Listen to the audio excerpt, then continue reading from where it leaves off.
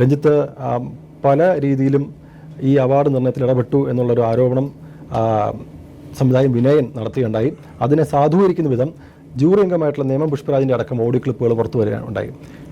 വിനായകൻ എന്താണ് ഇതിനു? ആക്ച്വലി ഞാൻ ഈ സംഭവം കണ്ടിട്ടില്ല. കാരണം ഞാൻ ഈ പുള്ളിനൊക്കെ നേരത്തെ എന്നെ തുടച്ചു കളഞ്ഞതാണ്.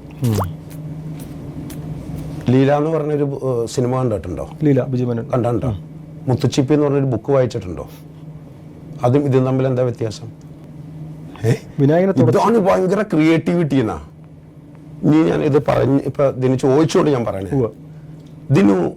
ദിനു ആനനെ തൊട്ടിട്ടുണ്ടാ? സത്യം പറ. സത്യം തൊട്ടുണ്ട്. ആനയുടെ തുമ്പിക്കയിൽ ഒരു പെണ്ണിനെ ഇങ്ങനെ കിടത്തുക എന്ന് പറഞ്ഞതൊന്ന് ആലോചിച്ച് നോക്കിയേ. ഇവന്മാരും എന്ത് ഭീകരന്മാരാന്ന് ആലോചിച്ച് നോക്കിയേ. അവൻ്റെയൊക്കെ മനസ്സിലെ ട്രിപ്പാണ് എഴുത്തുകാരൻ്റെ. എന്നിട്ട് ഇതിന് അവാർഡും കൊടുക്കണം. ഞാൻ പറഞ്ഞ അത്രയും ഉണ്ടോ? അതിന്റെ ഇരട്ടിയല്ലേ ഈ ഭീകരത. ഒരു സ്ത്രീയെ നഗ്നയാക്കി ആനയുടെ ഇങ്ങനെ കിടത്തിയിട്ട് അവളെ എന്താ ഭോഗിക്കുക എന്ന്. അത്രയും മോശപ്പെട്ടവനല്ല വിനായകൻ. എന്നിട്ട് ഇത് എഴുത്തുകാരൻ, സാഹിത്യകാരൻ എന്ന് പറഞ്ഞ ലേബിൾ കൊടുക്കണം നിങ്ങൾ. ഇങ്ങനെയുള്ള ആൾക്കാരെ പൊളിച്ചുകളയണം. ഇവരാണ് സമൂഹത്തിന്റെ വേസ്റ്റ്. ഇവന്മാരാണ് സമൂഹത്തിനെ നശിപ്പിക്കണത്. പേര് ഞാൻ പറയണില്ല, ആരാന്ന് വെച്ചാൽ നമുക്ക് മനസ്സിലാവും. അല്ല, എന്താണ് ഈ രഞ്ജിത്തുമായിട്ടുള്ള അഭിപ്രായ വ്യത്യാസം? എങ്ങനെ ഉണ്ടായതാണ്? ലീല എന്ന് പറഞ്ഞ പടം വലുതാന്ന് പറയണ ഒരു സമൂഹത്തിനോട് എന്ത് പറയാനാണ്? എന്നിട്ട് ഇവര് പെണ്ണുങ്ങളെ സൂക്ഷിക്കാൻ നടക്കണ മനുഷ്യരായി മാറണാണ്. ലീല എന്ന് പറഞ്ഞൊരു പടം മുത്തുച്ചിപ്പി വെറും മുത്തുച്ചിപ്പി. മുമ്പ് പത്മ തിയേറ്ററിന്റെ മുമ്പിൽ ചെന്നാൽ കാണാം മുത്തുച്ചിപ്പി ഇങ്ങനെ ഇട്ടുണ്ട്. ഞാൻ വായിച്ചിട്ടുള്ളതാ. അതിന്റെ അത്രയും പോലും ക്വാളിറ്റി ഇല്ല ഇതിന്. അത് ഇരുന്ന് സംസാരിക്കണ ജയനെ പോലെ. ഇവരേത് സമൂഹത്താണ് ജീവിക്കുന്നത്? പേര് പറയാൻ പറ്റാത്തതുകൊണ്ട് ഞാൻ പറയാതിരുന്നത് എന്താ? പുള്ളിക്ക് ഞാൻ ഉത്തരം വെച്ചത് പിന്നീട് ഞാൻ കൊടുക്കും. അപ്പം ഇതാണ് പറയുന്നത്, പലനാൾ കള്ളൻ ഒരു നാൾ പിടിയിൽ എന്നുള്ളത്.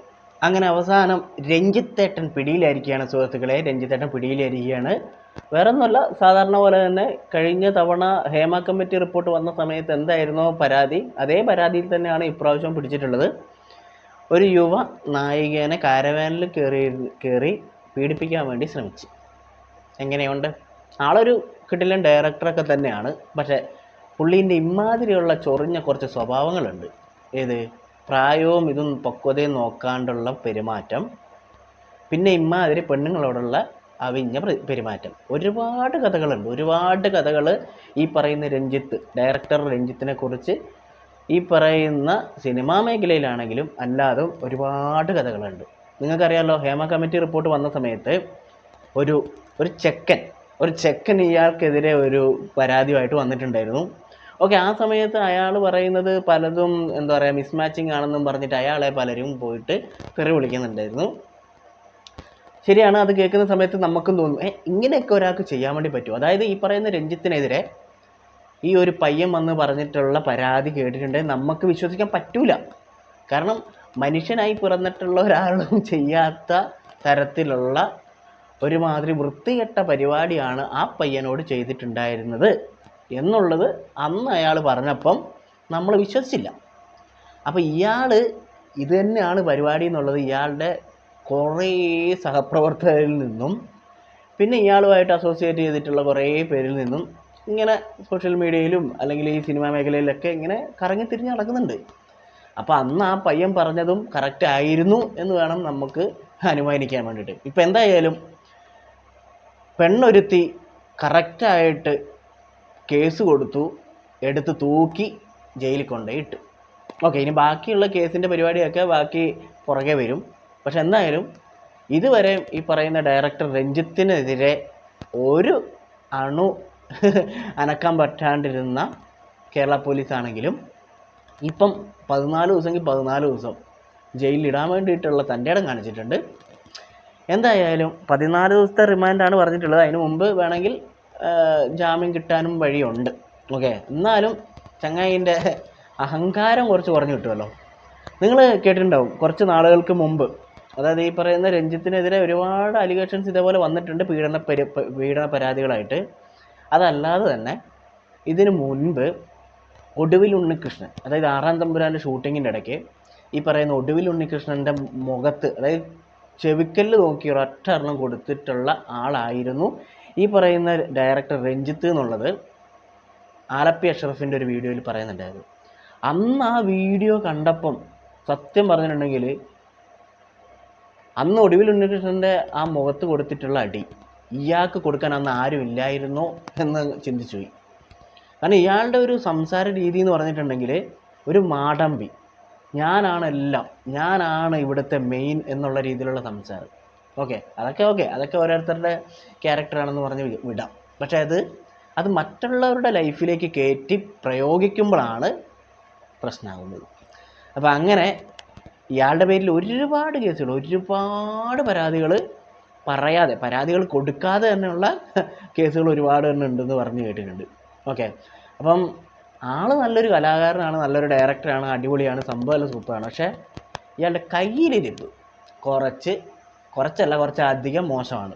ഇപ്പം തന്നെ പോലീസ് പിടിച്ചുകൊണ്ട് പോകുന്ന സമയത്ത് തന്നെ അയാളുടെ ഒരു ആറ്റിറ്റ്യൂഡും പരിപാടിയെല്ലാം കണ്ടിട്ടുണ്ടെങ്കിൽ തന്നെ നമുക്ക് പിടിച്ച് മേട്ടം കൊടുക്കാൻ വേണ്ടി തോന്നും. അമ്മാതിരി കളിയാണ്.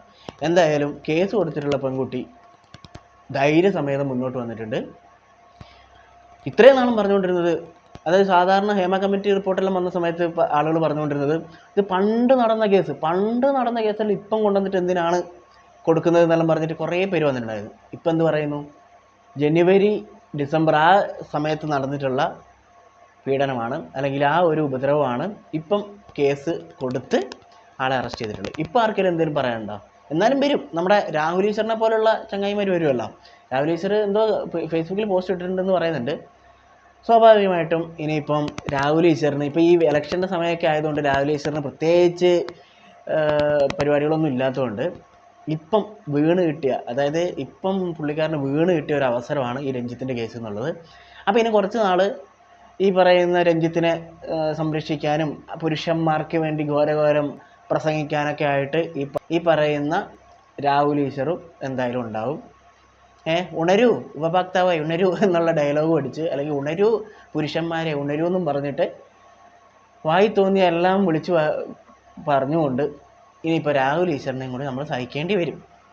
അത് തന്നെ അറിയാലോ, ഏതെങ്കിലും ഒരു പെണ്ണ് പരാതി കൊടുത്തിട്ടുണ്ടെങ്കിൽ, പീഡന പരാതി കൊടുത്തിട്ടുണ്ടെങ്കിൽ അന്നേരം വരും പുരുഷന്മാരെ സംരക്ഷിക്കാൻ വേണ്ടിയിട്ട്. ഏതൊരു നാറിയാണെങ്കിലും, അല്ലെങ്കിൽ ഏതൊരു പീഡകനാണെങ്കിലും, അല്ലെങ്കിൽ പീഡിപ്പിച്ചവനാണെങ്കിലും അവനെ സപ്പോർട്ട് ചെയ്താലേ നമ്മുടെ രാഹുൽ ഈശ്വറിന് ഉറക്കം വരുള്ളൂ. രാത്രി കിടന്നാൽ ഉറക്കം വരുള്ളൂ.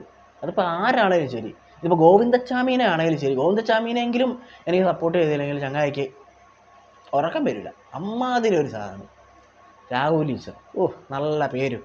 അപ്പം ഇനി എന്തായാലും രാഹുൽ ഈശ്വറിൻ്റെ കുറേ വീഡിയോസും കുറേ പോസ്റ്റും കാര്യങ്ങളൊക്കെ വരാനുള്ള ചാൻസ് ഉണ്ട്. ഇനിയിപ്പോൾ ഉറങ്ങിക്കിടന്ന രാഹുൽ ഈശ്വർ, അതായത് മറ്റേ സ്വർണ്ണക്കേസെല്ലാം വന്ന സമയത്ത് തന്ത്രീനെ അറസ്റ്റ് ചെയ്ത സമയത്തൊക്കെ ചങ്ങായി ഇടയ്ക്കൊന്ന് മിസ്സായിട്ടുണ്ടായിരുന്നു. തന്ത്രീനെ അറസ്റ്റ് ചെയ്തുകൊണ്ടൊക്കെ പോയല്ലോ. അപ്പോൾ അതുകൊണ്ട് തന്നെ ഈ പറയുന്ന രാഹുൽ ഈശ്വറിന് ഒരു ക്ഷീണം പറ്റിയിട്ടുണ്ടായിരുന്നു. ഇപ്പം വീണ്ടും കുതിച്ചുയരാൻ വേണ്ടി രാഹുൽ ഈശ്വർ വരും. ഈ പറയുന്ന ആണെന്നോ പെണ്ണെന്നോ അല്ലെങ്കിൽ ട്രാൻസ്ജെൻഡറെന്നോ ഭേദമില്ലാതെ യാതൊരു ദാക്ഷിണ്യം ഇല്ലാണ്ട് അവർക്കെതിരെ അല്ലെങ്കിൽ അവരെ ഉപദ്രവിക്കുന്ന ഈ പറയുന്ന ഡയറക്ടർ രഞ്ജിത്തിനെ പോലുള്ളവന്മാരെ ചുമക്കാൻ വേണ്ടിയിട്ട് രാഹുൽ ഈശ്വറിനെ പോലുള്ള നല്ല എന്താ പറയുക പുരുഷ കമ്മീഷൻ വേണം എന്നും പറഞ്ഞിട്ട് നടക്കുന്ന രാഹുൽ ഈശ്വറിനെ പോലുള്ളവർ വരും. പുരുഷ കമ്മീഷനൊക്കെ നല്ലത് തന്നെയാണ്. പക്ഷേ ആര് പീഡിപ്പിച്ചാലും അവന് വേണ്ടിയിട്ട് വക്കാലത്തുമായിട്ട് വരുന്ന ഒരാളെ ഞാൻ എൻ്റെ ജീവിതത്തിൽ വേറെ കണ്ടിട്ടില്ല. എന്തായാലും കൊള്ളാം. ഇനിയിപ്പം നമ്മുടെ രാഹുൽ ഈശ്വറിന് കുറച്ച് നാളത്തേക്കുള്ള പണിയായി. അപ്പം ഇതാണ് പറയുന്നത്, പല നാൾ കള്ളൻ ഒരു നാൾ പിടിയിൽ. എത്രത്തോളം നമ്മുടെ ഇതിങ്ങനെ ഒളിപ്പിച്ച് വെച്ച് നടന്നാലും എപ്പോഴെങ്കിലും ഇതേപോലെ പണി കിട്ടും മോനെ, പണി കിട്ടും. അതിപ്പോൾ ഏത് രഞ്ജിത്തല്ല, ഏത് ഡയറക്ടറാണെങ്കിലും അല്ലെങ്കിൽ ഏത് നടനാണെങ്കിലും നായകനാണെങ്കിലും അവസാനം പണി മേടിച്ച് തന്നെ പോണ്ടി വരും.